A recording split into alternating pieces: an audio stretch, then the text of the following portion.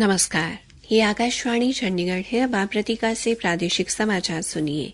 देश आज पहला राष्ट्रीय अंतरिक्ष दिवस मना रहा है।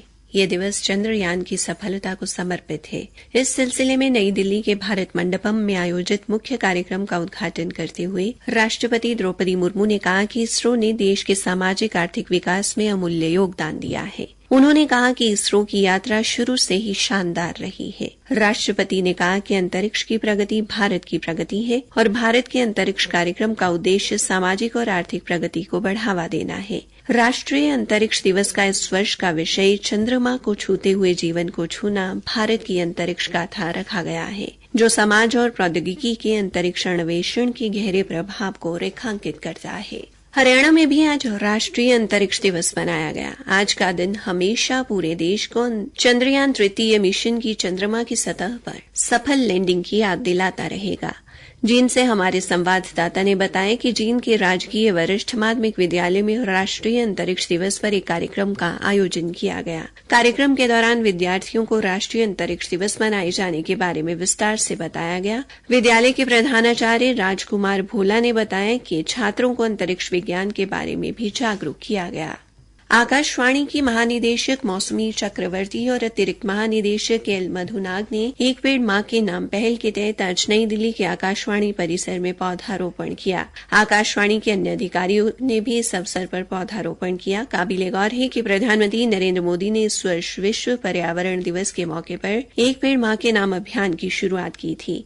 इस पहल के तहत देश भर में लोग उत्साहपूर्वक वृक्षारोपण अभियान में भाग ले रहे हैं। फरीदाबाद के उपायुक्त विक्रम सिंह ने निर्देश दिए हैं कि गुरुग्राम, फरीदाबाद और बल्लभगढ़ सोहना सड़क मार्गों पर फास्टैग की सुविधा का काम 31 अगस्त तक पूरा किया जाए और 1 सितंबर से इन मार्गों पर टोल वसूली शुरू की जाए। विभिन्न विभागों की इंजीनियरिंग विंग के प्रमुखों की एक बैठक लेते हुए उन्होंने फास्टैग की सुविधा शुरू करने के लिए आजमाइश का काम 26 अगस्त को शुरू कर निर्धारित समय में पूरा करने के निर्देश दिए। उन्होंने कहा कि 1 सितंबर से फास्टैग हर हाल में लागू होना चाहिए। उपायुक्त ने निर्देश दिए कि इन सड़क मार्गों पर बने बनवाड़ी, क्रशर जोन, पाथल और मुनेरा टोल प्लाजा पर फास्टैग की सुविधा के साथ आपस में संपर्क सुनिश्चित किया जाए। उन्होंने सड़क मार्गों पर सभी आवश्यक सुविधाओं को भी सुनिश्चित करने के निर्देश दिए हैं। इसके साथ ही उन्होंने विभिन्न सड़क मार्गों की स्थिति का जायजा लेते हुए कहा कि जहां जहां सड़कों पर गड्ढे हैं उन्हें भरने का काम जल्द से जल्द पूरा किया जाए। शहीद मेजर अमित आहूजा की स्मृति में कल अम्बाला शहर में विभिन्न कार्यक्रम आयोजित किए गए।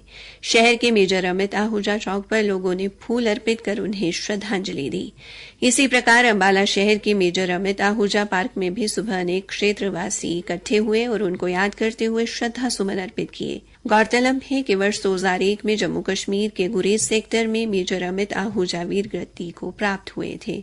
अम्बाला शहर के डीएवी कॉलेज में कल शहीद मेजर अमित आहूजा की 23वीं पुण्यतिथि पर एनएसएस इकाइयों, NCC, youth red cross, red ribbon club और major Amit Ahuja charitable trust के संयुक्त तत्वावधान में रक्तदान शिविर भी लगाया गया, जिसमें 65 युवाओं ने रक्तदान किया।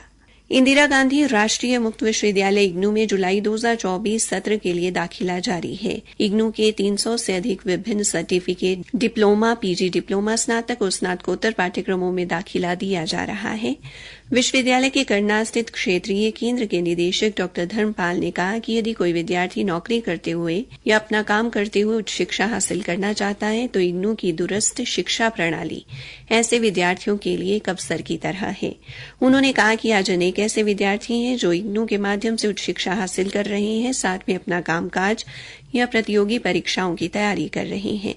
उन्होंने कहा कि इग्नू में दाखिले के लिए पंजीकरण आधिकारिक वेबसाइट पर किया जा सकता है। इग्नू में दाखिले की अंतिम तिथि 30 अगस्त है। प्रधानमंत्री नरेंद्र मोदी इस रविवार सुबह 11 बजे आकाशवाणी पर मन की बात कार्यक्रम में देश विदेश के लोगों के साथ अपने विचार साझा करेंगे। ये इस मासिक कार्यक्रम की 113वीं कड़ी होगी। इसी के साथ ये समाचार बुलेटिन समाप्त हुआ।